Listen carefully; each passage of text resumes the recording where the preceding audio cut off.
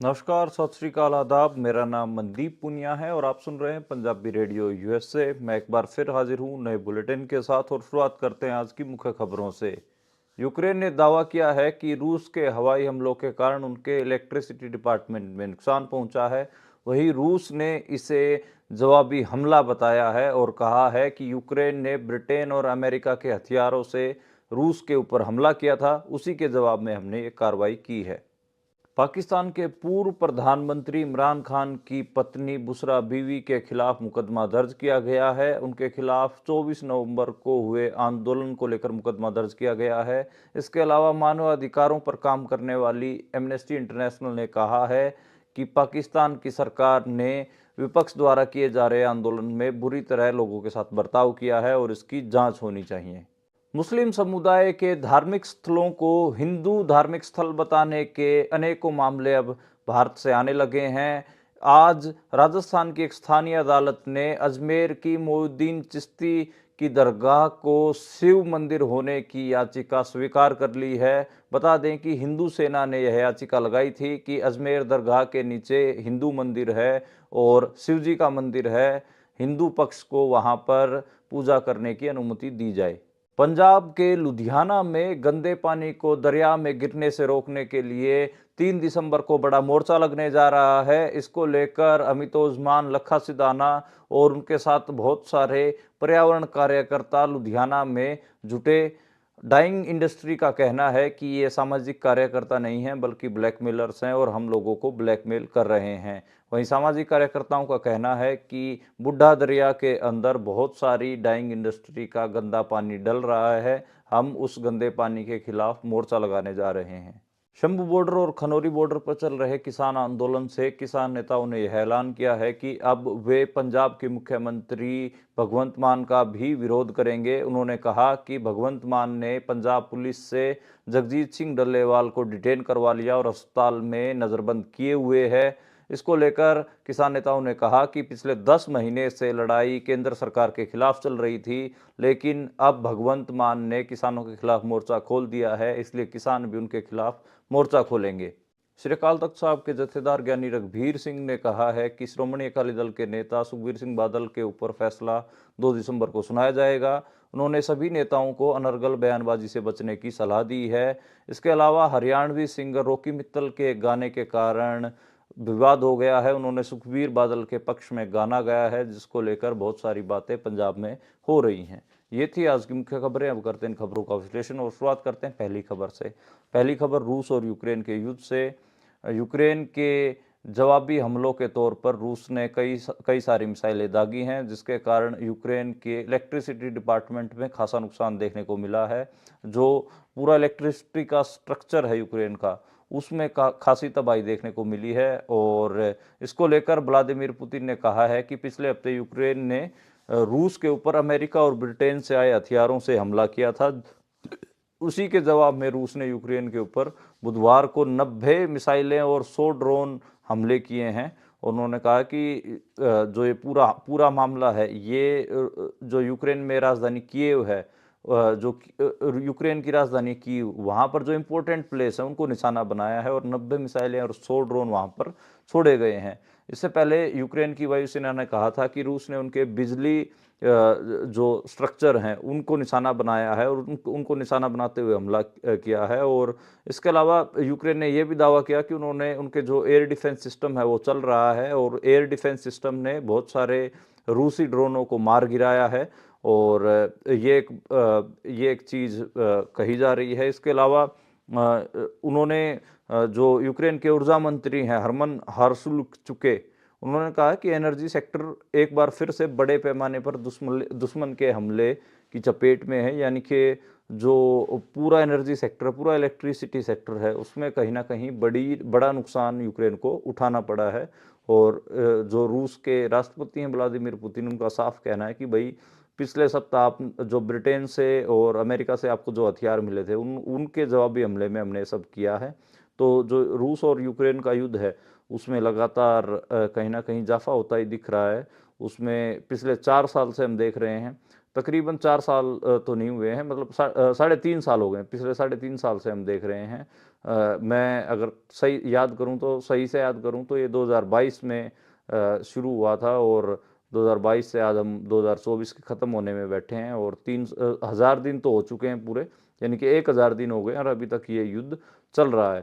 खैर, अगली खबर की ओर बढ़ते हैं। जो अगली खबर है वो पाकिस्तान से आई और पाकिस्तान में भी एक आपको पता है कि लगातार पीटीआई के कार्यकर्ता आंदोलन कर रहे थे, बड़ी हिंसा की खबरें भी आई, लेकिन अब खबर आई है कि जो पीटीआई के समर्थक हैं उन्होंने अपना आंदोलन वापस ले लिया है। इसके अलावा पाकिस्तानी सरकार ने पूर्व प्रधानमंत्री इमरान खान की पत्नी बुशरा बीवी के खिलाफ मामले दर्ज कर लिए हैं। उनके खिलाफ हिंसा भड़काने के आरोप दर्ज किए गए हैं और इसमें सारे मामले में तकरीबन 300 लोगों के ऊपर, जिसमें पीटीआई के नेता हकीम खान भी शामिल हैं, बुशरा बीवी, ये सब नामजद एफआईआर दर्ज की गई हैं और इसमें लगभग 300 कार्यकर्ताओं के ऊपर एफआईआरें दर्ज की गई हैं। 500 कार्यकर्ताओं को डिटेन किया गया है और एक खबर ये भी है कि बहुत सारे कार्यकर्ताओं की मौतें हुई हैं। पंजाब पुलिस ने तो माना है कि उनके एक जवान की भी मौत हुई है और कुछ लोगों की मौत अनऑफिशियली बहुत सारे अधिकारी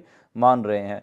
170 से अधिक जो पुलिसकर्मी हैं उनके घायल होने की खबर है। 300 से अधिक जो प्रदर्शनकारी हैं उनके घायल होने की खबर है।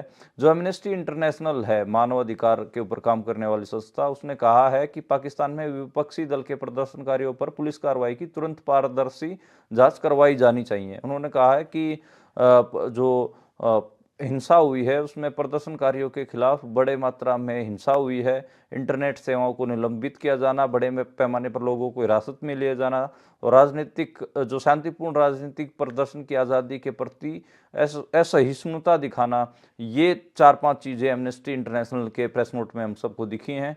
और इसके अलावा उन्होंने ये कहा कि ऐसी कार्रवाई इस साल बलोच और पश्तून प्रदर्शनकारियों के खिलाफ भी देखने को मिली थी।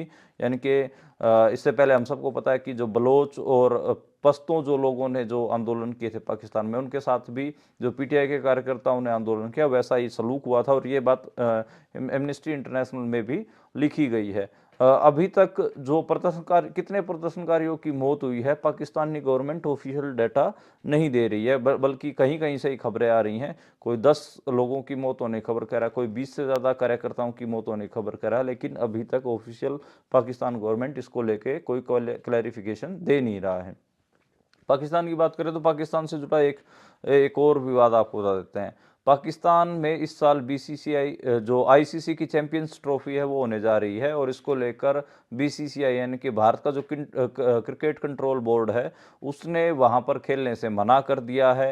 इसको लेकर पाकिस्तान के बड़े क्रिकेटर रहे शाहिद अफरीदी का बयान आया है। उन्होंने कहा है कि जो साल 2006 में जो बम ब्लास्ट हुआ था उसके बाद 5-6 बार पाकिस्तान की टीम भारत में खेलने जा चुकी है, तो अब भारत को भी संकोच नहीं करना चाहिए और भारत को भी पाकिस्तान में खेलने के लिए आना चाहिए। उन्होंने कहा कि जो बाकी के देश हैं और आईसीसी है वो बीसीसीआई के ऊपर दबाव बनाएगी और सही फैसला लेने के लिए प्रेरित करेगी। उन्होंने कहा कि ये गलत है। इस हाइब्रिड मॉडल के खिलाफ पीसीसी के रुख का उन्होंने समर्थन किया है। उन्होंने कहा है कि जो भारत की टीम है उसके पास बहुत सारे ऑप्शन हैं। जब क्रिकेट दोनों देशों में प्यार बढ़ाने के लिए खेला जा रहा है तो ये चीज़ें होनी चाहिए, तो इसको लेकर उन्होंने कहा है। और जो भारत की टीम है उन्होंने तो सुरक्षा का ही एक हिसाब से कहा है कि हम वहाँ पर सेफ नहीं, इसलिए हम वहाँ पर नहीं खेलने जाएंगे। भारत की टीम ने नहीं कहा, जो भारत का जो क्रिकेट कंट्रोल बोर्ड है बीसीसीआई उसने कहा है। और जो पॉलिटिक्स है वो सब आपको सबको पता ही है। खैर,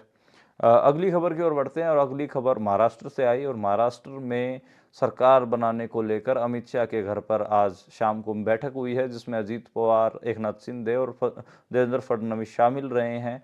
आपको पता है कि महाराष्ट्र चुनाव में एनडीए ने बीजेपी ने अलायंस करके चुनाव लड़ा था जिसमें अजीत पवार उनके अलायंस पार्टनर थे और एकनाथ शिंदे वाली शिवसेना उनकी अलायंस पार्टनर थी। तो तकरीबन सबसे ज़्यादा सीटें तो बीजेपी को भी मिली, 132 सीटें मिली हैं। और महाराष्ट्र में सीएम एकनाथ शिंदे होते थे, अब बीजेपी वहाँ पर अपने सीएम होने का दावा कर रही है, तो शायद देवेंद्र फडणवीस को बनाया जाए। और आज कल सुबह तक एक हिसाब से इस पर कोई ना कोई मोहर लगने वाली है और जल्दी ही ये चीज़ें देखने को मिलेंगी। झारखंड में भी चुनाव हुए थे महाराष्ट्र के साथ ही और झारखंड में जो इंडिया अलायंस है उसने जीत दर्ज की थी और हेमंत सोरेन जो झारखंड मुक्ति मोर्चा नाम की पार्टी है जेएमएम उसके वो झारखंड के पहले भी मुख्यमंत्री थे, उनको नरेंद्र मोदी ने जेल में भी डाल दिया था। पूरे 8-9 महीने बाद वो जेल से बाहर आए थे और अब वो दोबारा से झारखंड के मुख्यमंत्री बनने जा रहे हैं। आज उन्होंने शपथ भी ले लिया। आज उनके शपथ ग्रहण समारोह था जिसमें इंडिया अलायंस के सारे बड़े नेता मौजूद थे। उसमें अखिलेश यादव भी स्टेज पे दिखे, तेजस्वी यादव स्टेज पे दिखे, राहुल गांधी स्टेज पे दिखे, आम आदमी पार्टी के नेता और पंजाब के जो मुख्यमंत्री है भगवंत मान या दिल्ली के मुख्यमंत्री अरविंद केजरीवाल वो भी स्टेज पे दिखे। तो आज रांची में, झारखंड की राजधानी रांची में ये शपथ ग्रहण समारोह हुआ और अब एक हिसाब से दोबारा से हेमंत सोरेन ही वहां पर काबिज हो गए हैं। तो इंडिया अलायंस ने झारखंड राज्य जीता, महाराष्ट्र जीता बीजेपी ने, और इसको लेकर काफ़ी बातचीत भी हुई। आज एक शपथ ग्रहण और हुआ है और वो प्रियंका गांधी ने किया है। प्रियंका गांधी वायनाड के बाई इलेक्शन में केरल की वायनाड सीट से लोकसभा में पहुंची हैं और तकरीबन 4.5 लाख वोटों से उन्होंने चुनाव जीता था। आज सुबह 11 बजे उन्होंने लोकसभा में शपथ ली है और उनके शपथ ग्रहण समारोह के तुरंत बाद कांग्रेस और अपोजिशन के जो लोग हैं उन्होंने अडानी के मुद्दे को लेकर चर्चा के लिए बात उठानी शुरू कर दी और फिर से आज लोकसभा और राज्यसभा दोनों सदनों को स्थगित कर दिया गया है, कल तक के लिए स्थगित कर दिया गया है। बीजेपी के नेता कह रहे हैं कि विपक्ष जो है, जो अपोजिशन है, इंडिया अलायंस है, वो संसद को चलने नहीं दे रहा है। तो मेरे हिसाब से सरकार से भी सवाल किया जाना चाहिए कि फिर लोकसभा में और राज्यसभा में जो अडानी के मुद्दे को लेकर जो अमेरिका में पूरा मामला है उसको लेकर कोई सदन में कोई चर्चा क्यों नहीं हो रही है? क्या कांग्रेस उसको लेकर चर्चा, उसके ऊपर चर्चा के लिए बात नहीं रख सकती? दूसरा सेबी वाला पूरा मामला है और सेबी की जो चीफ हैं माधवी बूच, उनका अडानी के साथ जिस किस्म से रिश्ता निकल कर सामने आया उसको लेकर तो बातचीत तो होनी चाहिए। और जेपीसी बनाने की भी मांग लगातार कांग्रेस कर रही है, लेकिन जो लोकसभा के स्पीकर हैं और राज्यसभा के स्पीकर हैं वो आप सबको पता है कि बीजेपी के ही हैं और उन्होंने एक बार भी मतलब अडानी के ऊपर कोई चर्चा सदन में नहीं होने दी है। और आप सबको पता है कि भारतीय उद्योगपति गौतम अडानी नरेंद्र मोदी के खास दोस्त हैं, इसलिए शायद लोकसभा और राज्यसभा में उनके ऊपर कोई चर्चा जो स्पीकर हैं वो होने नहीं देंगे, मेरा ऐसा मानना है। बाकी कल का देखेंगे, कल क्या चीज़ें होती हैं। पिछले 4 दिन से तो हम देख रहे हैं कि हर रोज़ जो एक हिसाब से स्थगित हो जाती है पार्लियामेंट, लोकसभा हो या राज्यसभा, क्योंकि अडानी के मुद्दे को लेकर जैसे ही अडानी का मुद्दा अपोजिशन उठाने की कोशिश करता है तुरंत स्पीकर हाउस इज एडजर्न कह के, यानी कि सदन को स्थगित किया जाता है कह के निकल लेते हैं। तो एक हिसाब से इसको लेकर बहुत सारे इसके ऊपर बात होनी चाहिए कि क्या इंडियन पार्लियामेंट में गौतम अडानी के बारे में बात नहीं हो सकती? इसको एक सीरियस सवाल है इंडियन डेमोक्रेसी के आगे भी। क्या जो इंडियन लिबरल डेमोक्रेसी है, क्या उसमें इतना ही दम है कि वो भारत के एक उद्योगपति जिसके ऊपर दुनिया भर में अलग अलग मामले दर्ज हैं, उसकी जो मिली भुगतें हैं उसके ऊपर अगर सदन में अपोजिशन पार्टी चर्चा करनी चाहे तो क्या उसके ऊपर चर्चा ही नहीं होने दी जाएगी? तो ये कुछ सीरियस सवाल हैं। खैर, अगली खबर की ओर बढ़ते हैं और अगली खबर राजस्थान से आई। और राजस्थान से क्या, पहले तो मैं एक बैकग्राउंडर आपको देता हूँ। पूरे भारत में आप देख रहे हैं कि लगातार ऐसी खबरें आ रही हैं जिसमें मुस्लिम समुदाय से संबंधित जितनी भी धार्मिक जगह हैं, चाहे उनकी खानकाह हों या फिर उनकी मस्जिदें हों या उनकी दरगाह हों, उनके ऊपर हिंदू सेना या हिंदू संगठन बनाकर कुछ लोग कोर्ट में जा रहे हैं और उन जगहों को मंदिर डिक्लेयर करने का दबाव कोर्टों के ऊपर डाल रहे हैं। ऐसा ही मामला राजस्थान से आया। राजस्थान में अजमेर में आपने मोइनुद्दीन चिश्ती की दरगाह के बारे में सुना होगा, जिसको फेमसली अजमेर की दरगाह कहा जाता है, अजमेर दरगाह। और सूफी ट्रेडिशन में बहुत फेमस है मोइनुद्दीन चिश्ती की दरगाह, तकरीबन 850 साल पुराना उसका इतिहास है। और अब वहाँ पर हिंदू सेना के अध्यक्ष विष्णु गुप्ता ने स्थानीय अदालत में एक याचिका दायर करके कहा है कि वहाँ पर सर्वे करवाया जाए, क्योंकि वहाँ पर हिंदुओं का मंदिर शिव जी का मंदिर था और वहाँ पर शिवलिंग मौजूद है। और स्थानीय अदालत ने सर्वे करवाने के आदेश भी दे दिए हैं। यानी कि जो भारतीय अदालतें हैं, स्थानीय अदालतें हैं, उनके ऊपर भी मुझे हंसी आती है कि कोई भी जैसे संभल में भी ऐसा ही हुआ, स्थानीय अदालत में गया कि जो शाही मस्जिद है, शाही जामा मस्जिद है संभल की, उसके नीचे मंदिर है और वो मंदिर को तोड़कर बनी, सर्वे किया करवाया जाए। तो स्थानीय अदालत ने सर्वे करवाने के आरोप क्या जो ऑर्डर है वो दे दिए, जिसके बाद वहाँ पर हिंसा हुई और आपको पता है कि 4 मुस्लिम समुदाय के युवकों की मौत भी हुई है।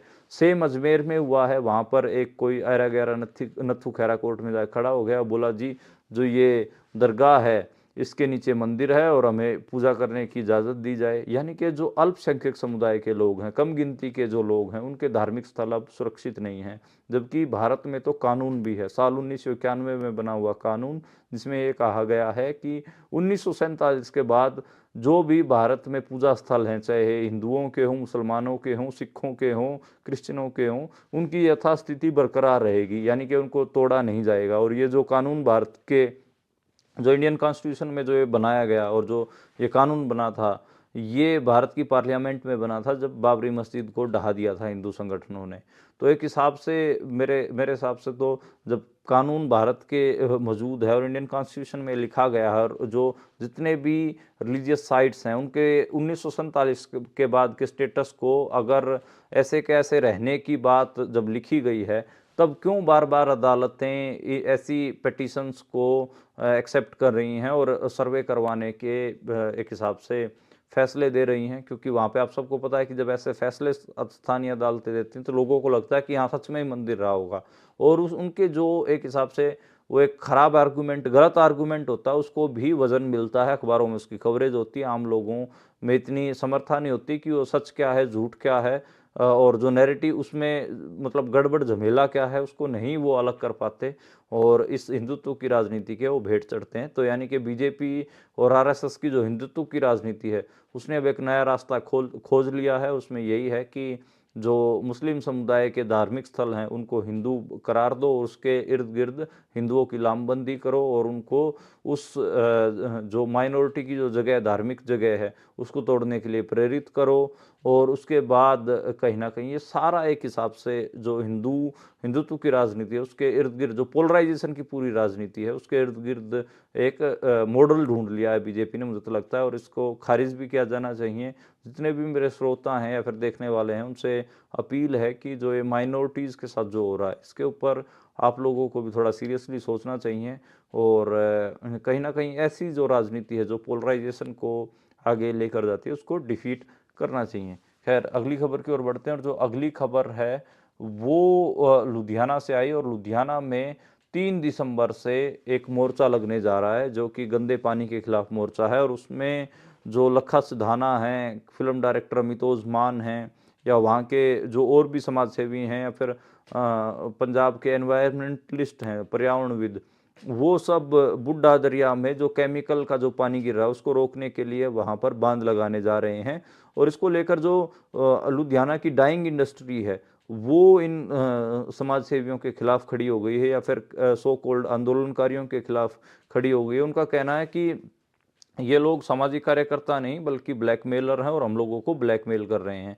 जबकि इसमें जो पहले भी कट वहाँ पर किया जा चुका, और जो चेतावनी है वो भी दी जा चुकी है।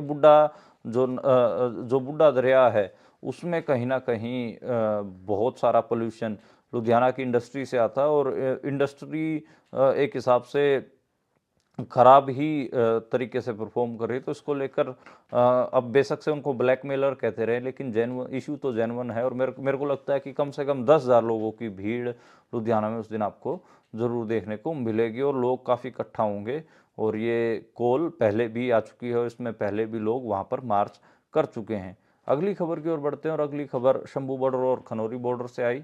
शंभू बॉर्डर और खनौरी बॉर्डर पर चल रहे किसान आंदोलन के बीच आज किसान नेताओं की एक इंटरनल बैठक हुई, जिसके बाद ये फैसला लिया गया है कि अब पंजाब के मुख्यमंत्री भगवंत सिंह मान का विरोध भी किसान करेंगे। उसका कारण यह है, किसानों ने कहा कि पिछले 10 महीने से, यानी कि 13 फरवरी से चले इस आंदोलन में वे लोग लगातार केंद्र सरकार को घेर रहे थे, क्योंकि उनकी लड़ाई केंद्र सरकार से थी। और भगवंत मान लगातार मीडिया में जा जाकर कह रहे थे कि केंद्र सरकार से वे किसानों की बात रख रहे हैं, यानी कि किसानों की पैरवी केंद्र सरकार के सामने कर रहे हैं। लेकिन अब साफ हो गया है, जब से उन्होंने खनौरी बॉर्डर से जगजीत सिंह डल्लेवाल को गिरफ्तार करवा के डीएमसी लुधियाना में भर्ती करवाया है, और वहाँ पर उनको नज़रबंद कर रखा है। इसके तुरंत बाद किसान नेताओं ने कहा कि इससे एक साफ हो गया कि भगवंत मान केंद्र सरकार के इशारे पे काम कर रहे हैं और किसान आंदोलन को तोड़ना चाहते हैं। इसलिए उन्होंने अब भगवंत मान का भी घेराव करने की बात कही है। और आपको पता है कि जो जगजीत सिंह डल्लेवाल हैं, वो पिछले 2 दिनों से लुधियाना में ही हैं, डीएमसी अस्पताल में, और उनको उनसे किसानों को मिलने नहीं दिया जा रहा। आज बहुत सारे किसान वहाँ पर पहुँचे थे, लेकिन पुलिस ने उन अंदर जाने में सख्ती की, उनको अंदर नहीं जाने दिया। बहुत सारे किसान वहाँ पर बैठ भी गए। बाद में 2 किसानों को पंजाब पुलिस ने डिटेन भी कर लिया था, उनको वहाँ से बाहर निकाल दिया और जगजीत सिंह डल्लेवाल से किसी भी किसान को नहीं मिलने दिया जा रहा है। अगली खबर की ओर बढ़ते हैं। जो अगली खबर है वो पंजाब के जो श्रोमणी अकाली दल का पूरा मामला उससे जुड़ी हुई है। और एक हरियाणवी सिंगर हैं रॉकी मित्तल, जो कि बीजेपी को छोड़कर कांग्रेस में शामिल हुए थे और कांग्रेस में राहुल मेरे भाई मुझे माफ़ करना नाम से एक गाना बनाया था, जो कि काफ़ी चर्चा में आया था। उसके बाद अब उन्होंने एक गाना गाया है जो कि सुखबीर बादल के हक में है। और उन्होंने उस गाने का मोटा मोटा क्रक्स ये है कि सुखबीर बादल को हटाने के लिए केंद्र सरकार साजिश कर रहा है। और वो गाना काफ़ी कंट्रोवर्शियल हो गया है पंजाब में। लोग उसको जो श्रोमणी अकाली दल का जो बागी धड़ा है, जिसमें ये प्रेम सिंह संधू माजरा और बीबी जगीर कौर ये सब लोग हैं, ये लोग उन लोगों ने कहा कि ये बहुत गलत गाना है। उस गाने की वीडियो में इन सब लोगों के चेहरे भी दिखाए जा रहे हैं और सुखबीर के खिलाफ साजिश करने की बात कही जा रही है। तो इस गाने के बाद काफ़ी कंट्रोवर्सी हुई है। इसके अलावा 2 दिसंबर को सुखबीर सिंह बादल के खिलाफ श्री अकाल तख्त साहिब फैसला सुनाएगा। और श्री अकाल तख्त साहब के जत्थेदार ज्ञानी रघुवीर सिंह ने कहा है कि तब तक अकाली दल के सभी नेता शांति बनाए रखें, अनर्गल बयानबाजी से बचें। इसी को कहीं ना कहीं उन्होंने एक चिट्ठी में भी जाहिर किया है। अगर मैं देसी भाषा में बताऊं, गांव की भाषा में बताऊं, तो उन्होंने कहा कि मैं 2 दसंबर ਨੂੰ ਬਈ ਜਿਹੜਾ ਇਹ ਫੈਸਲਾ ਸੁਣਾਉਣ ਜਾ ਰਿਹਾ, ਤੁਸੀਂ ਰੋਲਾ ਨਾ ਪਾਇਓ, ਤਦ ਤੱਕ ਸ਼ਾਂਤ ਰਹੋ। ਤੇ ਇੱਕ ਹਿਸਾਬ ਨਾਲ ਉਹਨਾਂ ਨੇ ਮੈਸੇਜ ਕਲੀਅਰ ਦਿੱਤਾ ਹੈਗਾ। ਤੇ ਹੁਣ 2 ਦਸੰबर ਦੀ ਵੇਟ ਹੈਗੀ ਆ, क्योंकि सारे लोग जानना चाहते हैं कि सुखबीर सिंह बादल को कोई धार्मिक सज़ा लगेगी या उनके खिलाफ कोई राजनीतिक सज़ा लगेगी या किस किस्म की सज़ा आएगी, इसका सभी को इंतज़ार है। तो 2 दिसंबर को जो फैसला आएगा वो कहीं ना कहीं जो श्रोमणी अकाली दल है उसकी राजनीति का भविष्य तय करेगा। तो बाकी जो अपडेट्स होंगी हम आपको कल इन पूरे मामलों में ज़रूर देंगे। आज के लिए इतना ही। आप देखते और सुनते रहिए पंजाबी रेडियो यूएस।